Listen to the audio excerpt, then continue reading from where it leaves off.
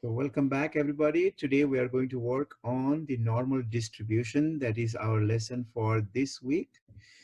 So first, we are going to define some basic terms or fundamental terms related to normal distribution. When I say normal distribution, this is the continuous probability distribution. This is not the discrete probability distribution. If a random variable has a probability distribution whose graph is continuous, you can clearly see this is the case of continuous probability distribution. Last week, we talked about the discrete probability distribution, but now it is a continuous probability distribution. Because it is continuous probability distribution, we can draw a graph like this. That's the graph of the probability distribution. And shape of the normal distribution, as you already know, is a bell-shaped and is symmetrical. When I say symmetrical, it is symmetrical about the mean. So mean is in the middle and it is symmetrical. And the graph that is shown here, the graph of the normal distribution is shown here. It is called the normal distribution curve. So the graph that you see down here, this is the normal distribution curve. Because it is the function, we can graph this along the x and y axis. So you can clearly see here, you have your x-axis here. This is your x-axis. Sorry about that. Give me 1 second. Okay. This is my x-axis. Along the x-axis, we have the random variable x. And then what you do is along the y-axis here, okay, along the y-axis here, we have the value of the function, probability function. So this one, the graph that you'll see here is the graph of the probability distribution function, whose equation is this one, f of x equal to 1 over, see, this is a little complicated equation. You don't have to memorize or anything, but you just need to know that the graph here has this equation, f of x equal to 1 over, this sigma is the standard deviation, times the square root of 2 pi, and e raised to negative half. And inside the parenthesis, you can see you have x minus mean over sigma. You already know from chapter 3, this is the z-score. So this is z squared. So we can write it like this, f of x equal to 1 over sigma times the square root of 2 pi multiplied to e raised to negative z squared. So along the x-axis, you have the random variable x, and we have the graph of the function here, which is f of x. Or along the y-axis, you have f of x. That is the meaning of that. So this graph that you'll see here, this is the graph of normal distribution that represents normal probability distribution. In fact, normal distribution or normal probability distribution, which is a continuous probability distribution. Because the normal distribution can be represented using the graph of the function, we can look at few transformations of this function. So what happens when there is change in the standard deviation? Because in the normal distribution, you have the mean in the middle, then we increase by 1 standard deviation, 2 standard deviation, 3 standard deviation up or down. We increase or we decrease by that. So what happens when we change the mean or the standard deviation? So the first graph represents what happened when we change the standard deviation. So the standard deviation, or that is sigma, okay, sigma produces, you can write this down, vertical shift. It produces vertical shift in the graph. Meaning of that is, if you look at the graph, you can clearly see this one, this graph is for standard deviation equal to 1. But this one down here is for standard deviation equal to 2. That means if the standard deviation increases, the graph will shift down. That is the meaning of that. So sigma produces the vertical shift.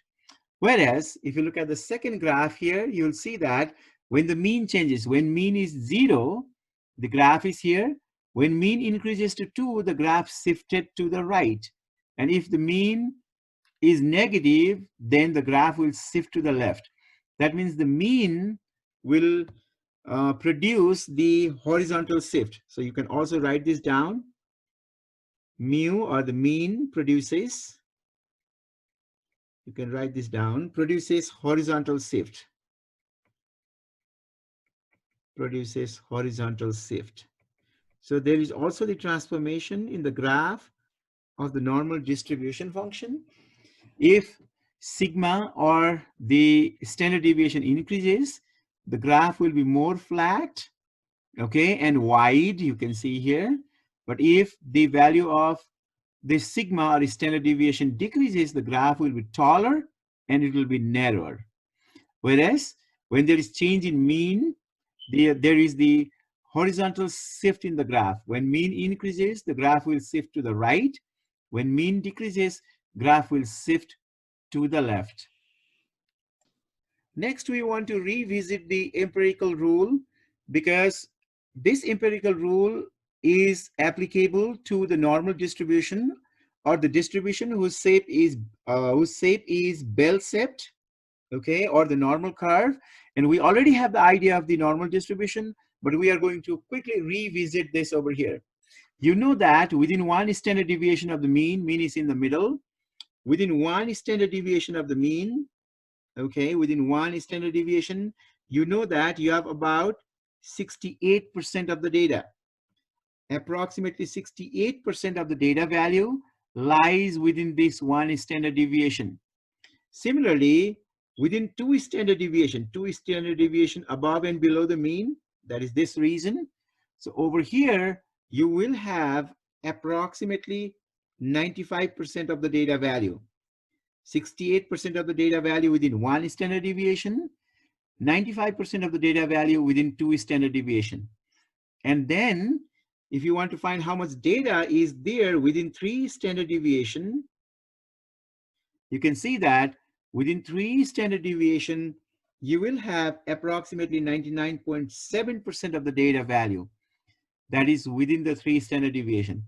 So the data value which is above the three standard deviation and below the three standard deviation, okay, the data value which is above the three standard deviation and below the three standard deviation will be 100 minus 99.7, which is 0. When you subtract, how much you'll get? 100 minus 99.7 is 0.3. So 0.3 is the total amount of data that is above the third standard deviation and below the third standard deviation, or three standard deviation. So this is the empirical rule that we already know from chapter 3. Now let's talk about standard normal distribution. When we say normal distribution, we don't have any restriction. When the shape is normal, we say normal distribution. But when we say standard normal distribution, there is a special case that you need to know. When we say standard normal distribution, the meaning of that is in standard normal distribution, your mean is 0 and standard deviation is 1. So if in a normal distribution like this one, if the mean is 0, so in the middle, if there is 0, okay, right here in the middle, if there is 0, mean equal to 0, and the standard deviation for this curve is 1, then we say that it is a normal distribution. But if the distribution is just normal and the mean and standard deviation is not 1, we just call it normal distribution. Okay, we just call normal distribution if the shape of the distribution is the bell-shaped. But in that bell-shaped distribution, if the mean is 0 and standard deviation is 1, we say that it is the normal distribution, standard normal distribution. And in standard normal distribution, one very important thing that you need to know is along the x-axis in standard normal distribution, in place of the random value x, okay, in place of random variable x, every random variable can be represented by the z-score. So along the x-axis, you will have z-scores.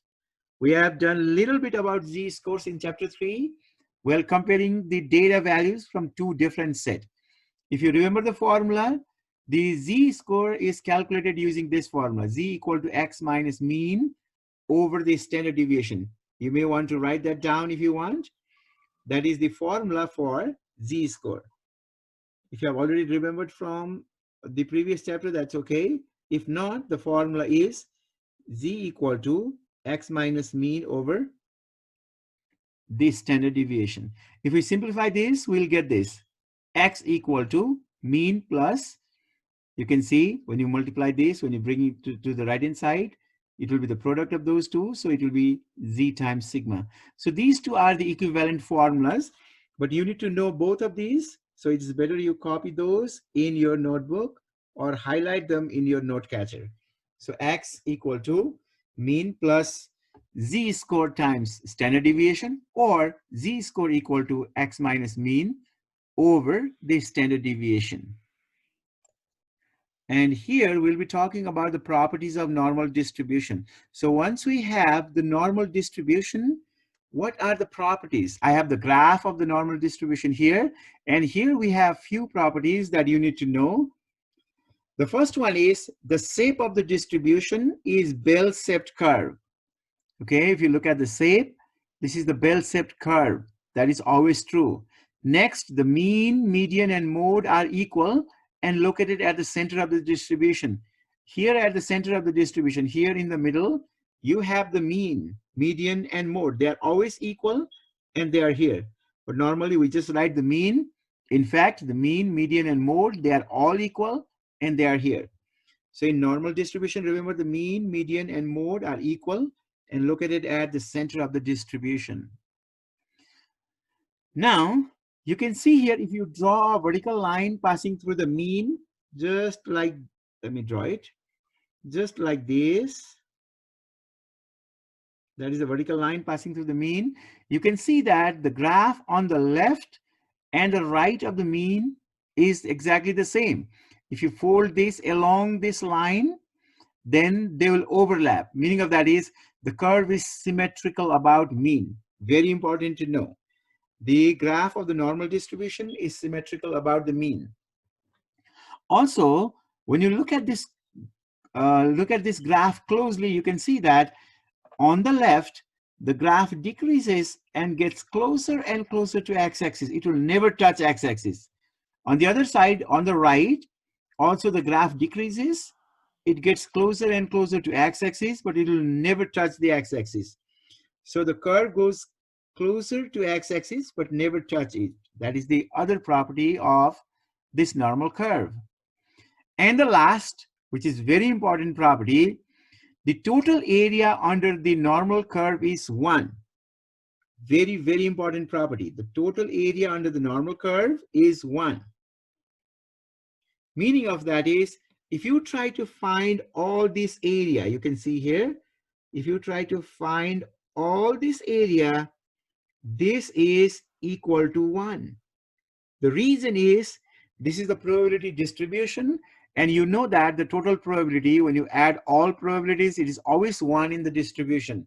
So it is because of that, the total area under the normal curve is always 1.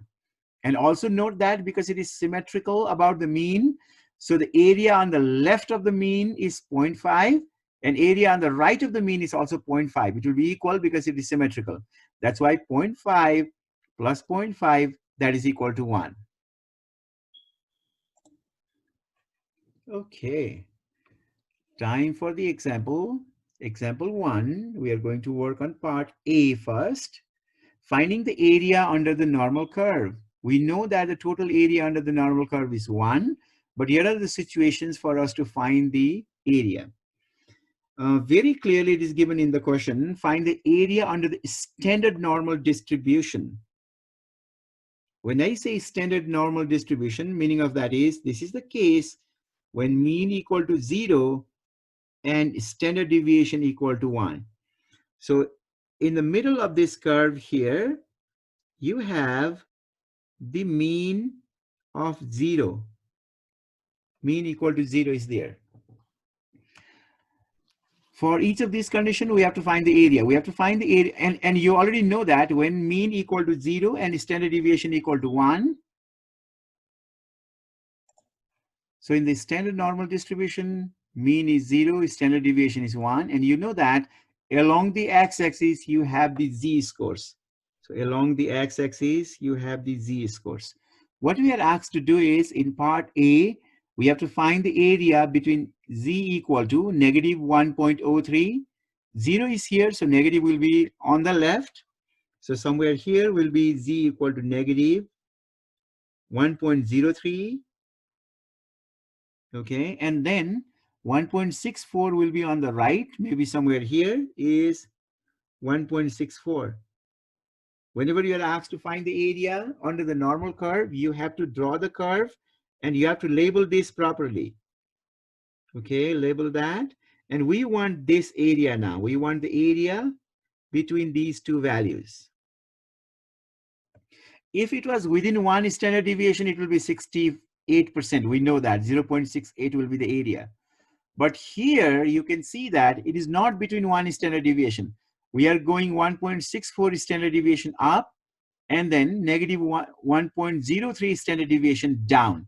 So in this case, you cannot find the area using the empirical rule. So what we have to do is we have to use our TI-84 calculator. And remember, in TI-84 calculator, in order to find this is what we'll be using. You can write this down. We use normal CDF. That is the function in our calculator, normal cumulative distribution function. Then we write the lower limit for the area.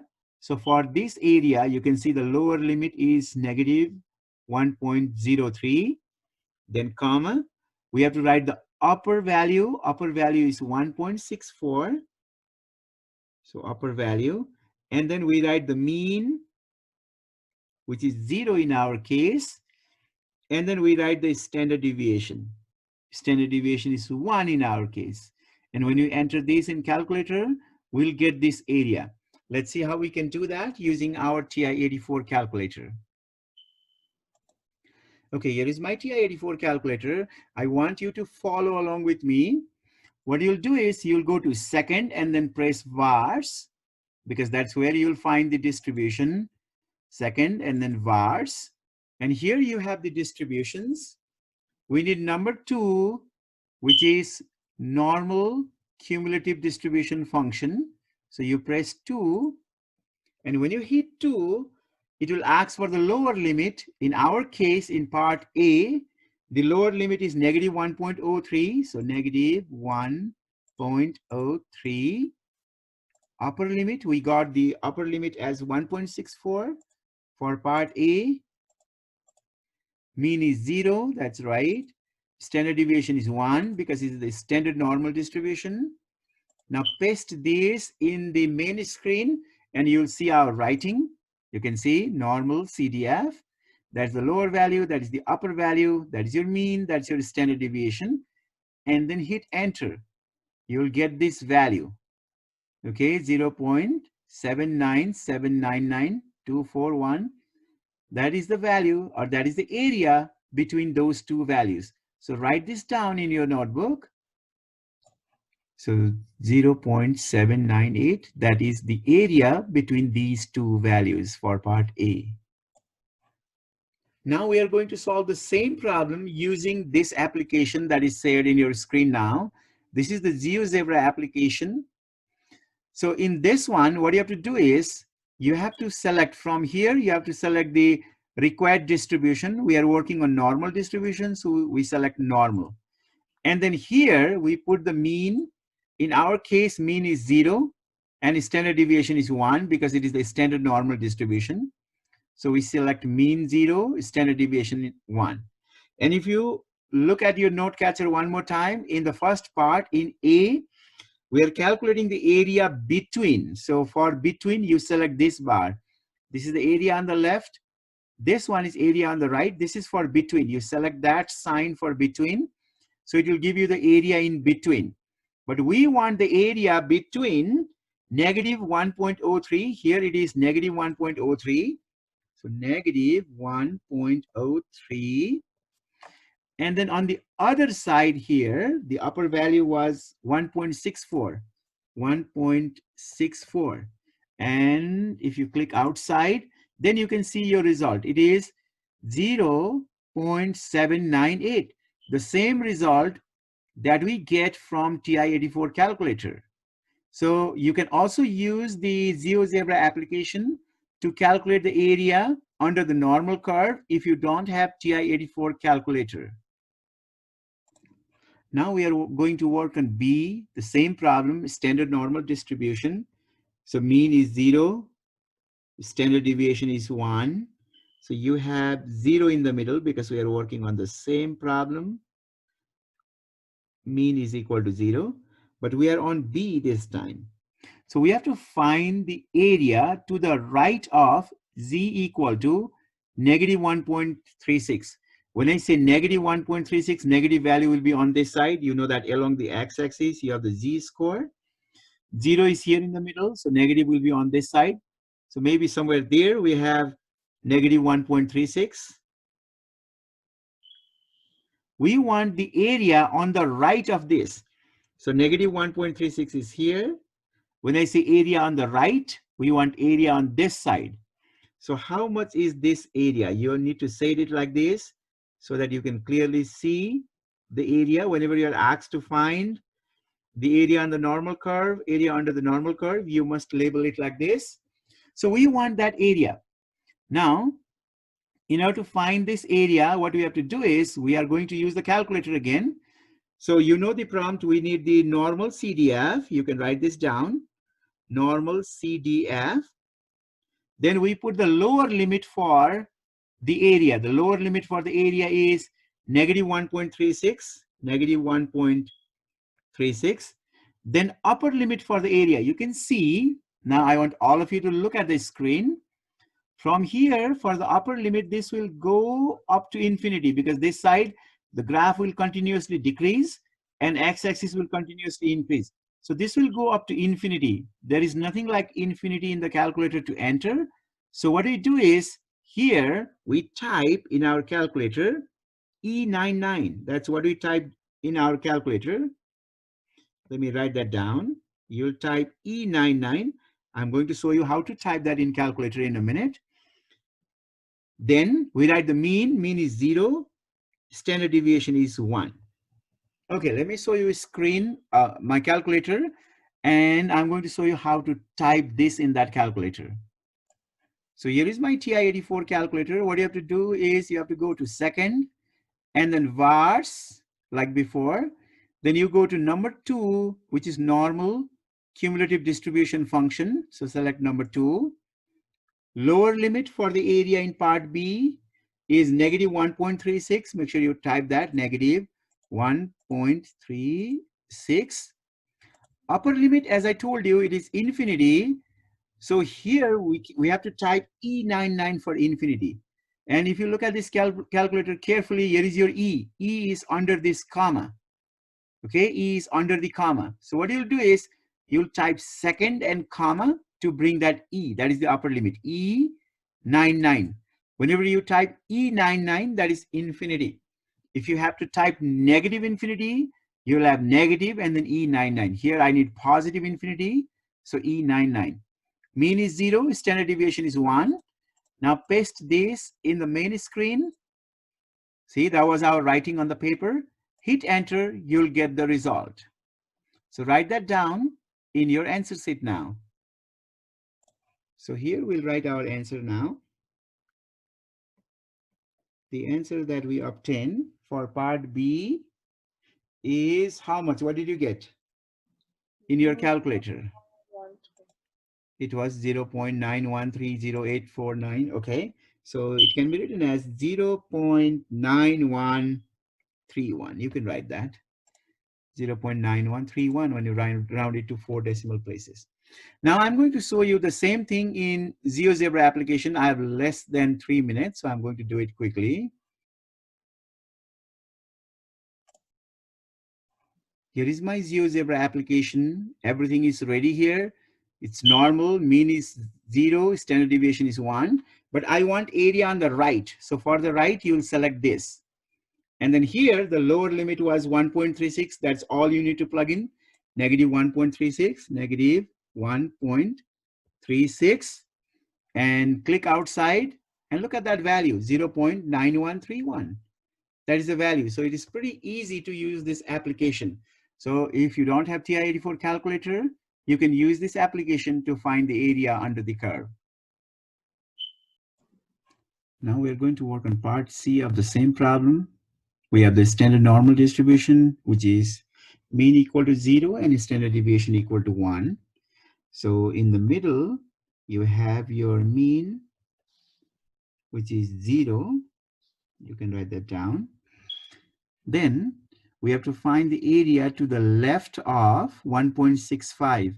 When we say 1.65, here is 0, so 1.65 should be somewhere here. So suppose there is 1.65, z equal to 1.65 is there. Along the x-axis, you have the z value. We have to find the area to the left of that value. So when I say area to the left, I'm looking for all this area, which is on the left of z equal to 1.65. Make sure you draw the normal curve and set the area like this. So for each part, for A, B, and C, you must have 3 different drawings. For A, one, for B, the other one, and for the C, the third one. Okay, we want to find this area. So you have seen that we can find this area either by using the TI-84 calculator or by using the GeoGebra application. What I'm going to do here is I'm going to show you how we can find this directly using the GeoGebra application. So here is that application. We are looking at the normal distribution with mean equal to 0 and standard deviation equal to 1. We want the area on the left, so we select this one. This will give you the area on the left. When you move your pointer or cursor to that, you'll see that it will mark the area on the left or area on the right or area in between. So we need area on the left, so you select that. We want the area on the left of 1.65. So here we'll type 1.65, 1.65, then click outside. You get that area, which is 0.950. That is the area by using the GeoGebra application. So please write that down in your note catcher. So using GeoGebra application, area to the left of z equal to 1.65 is, what did you get when you look at the GeoGebra application? You got 0.9505. Okay, that is the area on the left of that. So in part A, what we did, we have the mean in the middle. Here is your z equal to 1.21, z equal to 1.78 is here. And when you use this comment in the calculator, we got that value. Now let's find out what is the result in part 2, or part B, in fact. So in B, we have to find the area, okay, for, or area or probability, they are the same thing. Probability says that z is more than 1.65. So 0 is in the middle, so 1.65 should be somewhere there. 1.65. More than that, that means we want this area. We want that area. So in your TI-84 calculator, this is what you should get. You must get normal CDF. The lower end for the area is 1.65. The upper end for the area, from here you go up to positive infinity, so plus E99. That's your infinity. That's how you type in your TI-84 calculator. And then you have the mean of 0 and standard deviation 1. Mean 0 and standard deviation 1. So when you type that in your calculator, what did you get? Anybody can unmute and tell the answer, because you got this result when you're working in the group. What did you get? 0.0495. 0.0495. Wonderful. That is right. That is for part B, 0.0495. That is the area on the right of 1.65. Now part C, same standard normal distribution with mean 0 and standard deviation 1. But this time we want to find the probability that your z-score is less than negative 2.02. So negative, this is 0, so negative 2.02 should be somewhere there. Suppose that is z equal to negative, let me write it clearly. Okay, z equal to negative 2.02. We want the area for the z is less than. When I say less than, it is on the left. So I want this area. So when you type this in calculator, this is what you'll type. Normal CDF, your lower limit. Now, when you look at this area, you have to be very careful. When you look at this, the lower limit, you are going all the way up to negative infinity. That is your lower limit. So negative infinity is negative E99, negative E99. That's your lower limit for the area, this side. Upper limit for the area is given here, which is negative 2.02. Negative 2.02. You'll type your mean, which is 0. Standard deviation is 1. So if you type all that in your calculator, what did you get when you're working in group? 0.0217. 0.0217. Very good. That is the result for each part in example 2.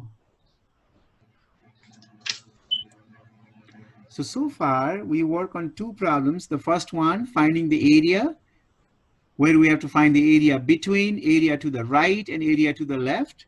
And the second one, the probability in between to the, you can see it is greater than, that is to the right of 1.65, and this is to the left of negative 2.02.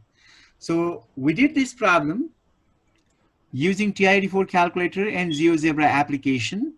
Now, if you look at next 3 examples, we have the word problem now.